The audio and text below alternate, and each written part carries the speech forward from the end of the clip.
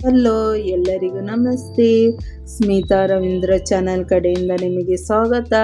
ಬನ್ನಿ, ಇವತ್ತು ತುಂಬ ಟೇಸ್ಟಿವಾದ ಸೋಯಾಬೀನಿನ ಸುಕ್ಕ ಮಾಡ್ತೀನಿ.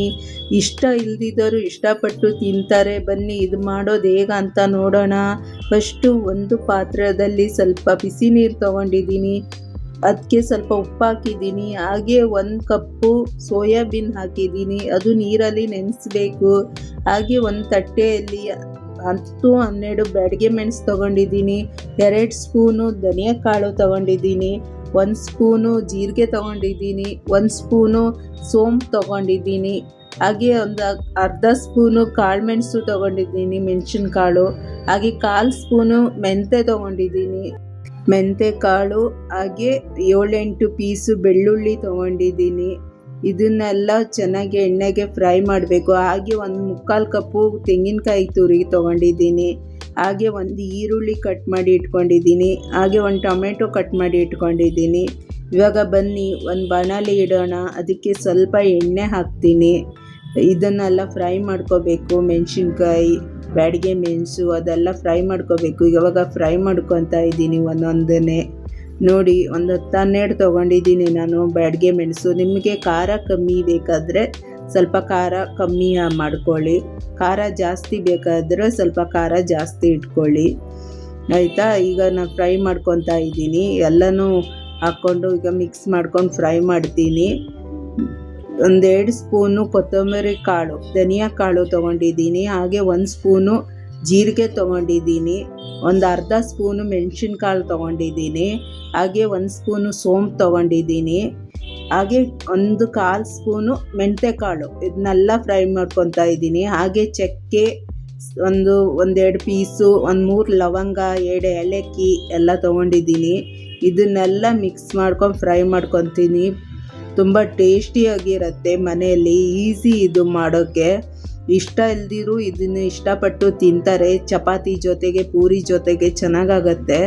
ಹಾಗೆ 1 ಈರುಳ್ಳಿ ಕಟ್ ಮಾಡಿ ಇಟ್ಕೊಂಡಿದ್ದೀನಲ್ಲ, ಅದನ್ನು ಇದ್ರ ಜೊತೆ ಫ್ರೈ ಮಾಡ್ಕೊತಾ ಇದ್ದೀನಿ. ಹಾಗೆ ಒಂದು ಚಿಟಿಕೆ ಅರಿಶಿನ ಪೌಡ್ರ್ ಹಾಕ್ತಾ ಇದ್ದೀನಿ. ಟೊಮೆಟೊ, ಇದನ್ನೆಲ್ಲ ಫ್ರೈ ಮಾಡ್ಕೊತಾ ಇದ್ದೀನಿ. ಈ ಥರ ಫ್ರೈ ಮಾಡೋದ್ರಿಂದ ಚೆನ್ನಾಗಾಗತ್ತೆ. ಹಾಗೆ 1/4 ಕಪ್ಪು ತೆಂಗಿನಕಾಯಿ ತುರಿ ತೊಗೊಂಡಿದ್ದೀನಿ. ಅದನ್ನು ಫ್ರೈ ಮಾಡ್ಕೊತಾ ಇದ್ದೀನಿ. ಇವಾಗ ತಣ್ಣಗಾಗೋಕ್ಕೆ ಅದು ಸೈಡಲ್ಲಿ ಇಟ್ಕೊತಾ ಇದ್ದೀನಿ. ಹಾಗೆ ಅದು ನೀರಲ್ಲಿ ನೆನೆಸಿಟ್ಟಿದ್ದೀನಲ್ಲ, ಅದು ಒಂದು 5-10 ನಿಮಿಷ ನೆನೆಸ್ಬೇಕು ನೀರಲ್ಲಿ. ಉಪ್ಪಾಕಿ ನೆನೆಸಿಟ್ಟಿದ್ದೀನಿ. ಅದನ್ನು ಇವಾಗ ಚೆನ್ನಾಗಿ ತೊಳ್ಕೊಂಡು ಅದು ಒಂದು ಪಾತ್ರದಲ್ಲಿ ಹಾಕ್ತಾ ಇದ್ದೀನಿ. ಸರಿಯಾಗಿ ಹಿಂಡಿಬಿಟ್ಟು ಹಾಕಬೇಕು, ಚೆನ್ನಾಗಾಗತ್ತೆ ಇದು. ಇವಾಗ ಹಿಂಡಿಬಿಟ್ಟು ಹಾಕ್ತಾ ಇದ್ದೀನಿ. ಒಂದು 10 ನಿಮಿಷ ಆಯಿತು ನಾನಿಟ್ಟು. ಇವಾಗ ಹಾಕ್ತಾ ಇದ್ದೀನಿ. ಹಾಗೆ 1/4 ಗ್ಲಾಸು ನಾನು ಮೊಸರು ಇಟ್ಕೊಂಡಿದ್ದೀನಿ. ಇವಾಗ ಒಂದು ಸ್ವಲ್ಪ ಅರಿಶಿನ ಪೌಡರು, ಒಂದು ಅರ್ಧ ಸ್ಪೂನು ಚಿಲ್ಲಿ ಪೌಡರು ಹಾಕ್ಕೊಂಡು ಮಿಕ್ಸ್ ಮಾಡಬೇಕು ಅದನ್ನು. ಹಾಗೆ ಸ್ವಲ್ಪ ಉಪ್ಪು, ರುಚಿಗೆ ಎಷ್ಟು ಉಪ್ಪು ಬೇಕು ಅಷ್ಟು ಉಪ್ಪು ಹಾಕ್ತಾ ಇದ್ದೀನಿ. ಇವಾಗ ಮಿಕ್ಸ್ ಮಾಡಬೇಕು ಅದನ್ನು. ಹಾಗೆ 1/4 ಗ್ಲಾಸು ನಾನು ಮೊಸರು ತೊಗೊಂಡಿದ್ದೀನಿ. ಮೊಸರನ್ನು ಹಾಕಿ ಮಿಕ್ಸ್ ಮಾಡ್ತೀನಿ. ಇದು ಚೆನ್ನಾಗಾಗತ್ತೆ ಈ ಥರ ಮಾಡೋದ್ರಿಂದ. ಇದು ಮಾಡೋಕ್ಕೂ ತುಂಬ ಸುಲಭ ಆಗಿರುತ್ತೆ, ತಿನ್ನೋಕ್ಕೂ ಟೇಸ್ಟಿಯಾಗಿರುತ್ತೆ. ಇವಾಗ ನೋಡಿ, ಈ ಥರ ಮಿಕ್ಸ್ ಮಾಡ್ಕೊತಾ ಇದ್ದೀನಿ. ಈ ಥರ ಮಿಕ್ಸ್ ಮಾಡ್ಕೋಬೇಕು.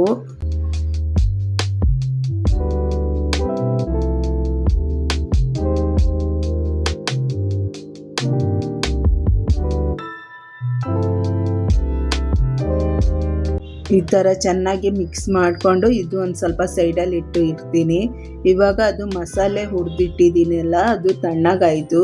ಹೀಗೆ ಮಿಕ್ಸಿಗೆ ಹಾಕ್ಕೊಂಡು ರುಬ್ಕೊಂಬರ್ತೀನಿ. ಅದು ತಣ್ಣಗಾಯಿತು. ಬಿಸಿ ಇದ್ದಿತ್ತಲ್ವ ಆವಾಗ, ಅದನ್ನು ನಾನು ಇದು ಮಾಡಿ ಸೈಡಲ್ಲಿ ಇಟ್ಟಿದ್ದೀನಲ್ಲ, ಇವಾಗ ಅದನ್ನು ರುಬ್ಕೊಂಬರ್ತೀನಿ. ನೋಡೋಣ ಆದರೂ ಹೇಗೆ. ಸ್ವಲ್ಪ ನೀರು ಮಿಕ್ಸ್ ಮಾಡ್ಕೊಂಡು ರುಬ್ಕೊಂಬರ್ತೀನಿ. ಹಾಗೆ ಒಂದು ಚಿಕ್ಕದು ಇದು ಹಾಕಿದೆ, ಹುಣಸೆಹಣ್ಣು ಹಾಕಿದ್ದೀನಿ. ಇವಾಗ ರುಬ್ಕೊತೀನಿ. ತುಂಬ ನೈಸಾಗಿ ರುಬ್ಕೊಳ್ಳಬಾರ್ದು, ಇದು ತರ್ತರಿಯಾಗಿ ಇರಬೇಕು. ನೈಸಾಗಿದ್ದರೆ ರುಬ್ಕೊಂಡ್ರೆ ಚೆನ್ನಾಗಿರಲ್ಲ, ಸುಕ್ಕ ಮಾಡೋದಲ್ವಾ. ಸ್ವಲ್ಪ ನಾನು ತರ್ತರಿಯಾಗಿ ರುಬ್ಕೊತಾ ಇದ್ದೀನಿ. ನೋಡಿ, ಇಷ್ಟೇ ಇದ್ದರೆ ಸಾಕು, ಇನ್ನೂ ನೈಸಾಗಿ ರುಬ್ಕೋಬಾರ್ದು. ಹಾಗೆ ಒಂದು ಪಾತ್ರದಲ್ಲಿ ಎಣ್ಣೆ ಹಾಕ್ಕೊಂಡು ಬಾಣಲೆಯಲ್ಲಿ ಎಣ್ಣೆ ಹಾಕ್ಕೊಂಡು ಅದನ್ನು ಫ್ರೈ ಮಾಡ್ಕೋಬೇಕು. ಫಸ್ಟ್ ಈರುಳ್ಳಿನ ಫ್ರೈ ಮಾಡ್ಕೊತಾ ಇದ್ದೀನಿ.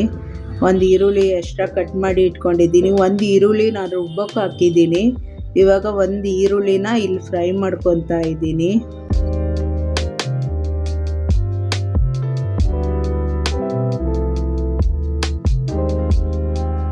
ಒಂದು ಸ್ಪೂನು ಶುಂಠಿ ಬೆಳ್ಳುಳ್ಳಿ ಪೇಸ್ಟ್ ಹಾಕ್ಕೊತಾ ಇದ್ದೀನಿ. ಅದನ್ನು ಹೀಗೆ ಫ್ರೈ ಮಾಡ್ಕೊತಾ ಇದ್ದೀನಿ. ಈರುಳ್ಳಿ ಮತ್ತು ಶುಂಠಿ ಬೆಳ್ಳುಳ್ಳಿ ಪೇಸ್ಟನ್ನು ಒಂದು ಸ್ಪೂನ್ ತೊಗೊಂಡಿದ್ದೀನಿ. ಶುಂಠಿ ಬೆಳ್ಳುಳ್ಳಿ ಪೇಸ್ಟನ್ನು ಅದನ್ನು ಫ್ರೈ ಮಾಡ್ಕೊತಾ ಇದ್ದೀನಿ. ಇವಾಗ ನಾನು ಅದು ಕಲಸಿಟ್ಟಿದ್ದೀನಲ್ಲ ಮೊಸರು ಸೋಯಾಬೀನನ್ನು, ಅದನ್ನು ಫ್ರೈ ಮಾಡ್ಕೊತಾ ಇದ್ದೀನಿ. ಅದನ್ನು ಈ ಥರ ಫ್ರೈ ಮಾಡ್ಕೋಬೇಕು. ಈ ಥರ ಸ್ವಲ್ಪ ಫ್ರೈ ಮಾಡ್ಕೋಬೇಕು. ಫ್ರೈ ಮಾಡ್ಕೊತಾ ಇದ್ದೀನಿ.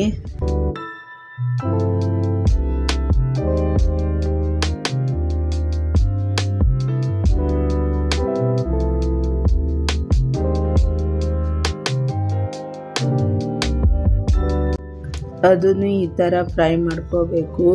ಚೆನ್ನಾಗಾಗತ್ತೆ. ನಾನು ಒಂದು 5 ನಿಮಿಷ ತನಕ ಅದನ್ನು ಫ್ರೈ ಮಾಡ್ಕೊಂಡಿದ್ದೀನಿ. ಹಾಗೆ ನಾನು ರುಬ್ಬಿಟ್ಟಿದ್ದೀನಲ್ಲ, ಅದು ಮಸಾಲ ಮಿಕ್ಸ್ ಮಾಡ್ಕೊತಾ ಇದ್ದೀನಿ. ಇವಾಗ ಮತ್ತೆ ಸ್ವಲ್ಪ ನೀರು ಹಾಕಿ ಅದನ್ನು ತೊಳೆದ್ಬಿಟ್ಟು ಮಿಕ್ಸ್ ಮಾಡ್ಕೊತಾ ಇದ್ದೀನಿ.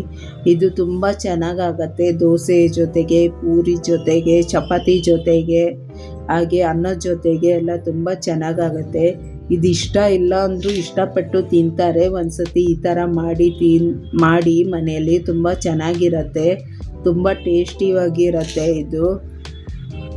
ಇವಾಗ ಮಾಡ್ತಾ ಇದ್ದೀನಿ ನೋಡಿ. ಸ್ವಲ್ಪನೇ ಇದು ಮಾಡಿದ್ದೀನಿ, ತುಂಬ ನೈಸಾಗಿ ರುಬ್ಬಾರ್ದು. ಹಾಗೆ ನಾನು ಕೊತ್ತಂಬರಿ ಸೊಪ್ಪು ಸ್ವಲ್ಪ ಕಟ್ ಮಾಡಿ ಇಟ್ಕೊಂಡಿದ್ದೀನಿ. ಅದನ್ನು ಮಿಕ್ಸ್ ಮಾಡ್ಕೊತಾ ಇದ್ದೀನಿ. ಈ ಥರ ಮಿಕ್ಸ್ ಮಾಡಿಕೊಂಡ್ರೆ ಆಯಿತು.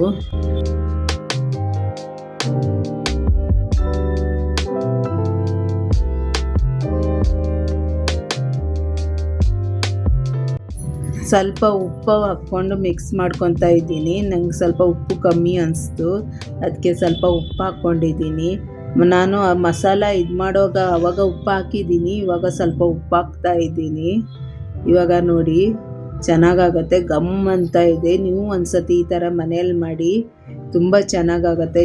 ಚಪಾತಿ ಜೊತೆ, ಪೂರಿ ಜೊತೆ, ರೊಟ್ಟಿ ಊಟಕ್ಕೆ ಎಲ್ಲ ಚೆನ್ನಾಗಾಗಿರುತ್ತೆ. ಈ ಥರ ಮಾಡಿ. ಹಾಗೆ ನನ್ನ ವಿಡಿಯೋ ಇಷ್ಟ ಆದರೆ ಲೈಕ್ ಮಾಡಿ, ಕಾಮೆಂಟ್ ಮಾಡಿ, ಸಬ್ಸ್ಕ್ರೈಬ್ ಆಗಿ. ಬಾಯ್.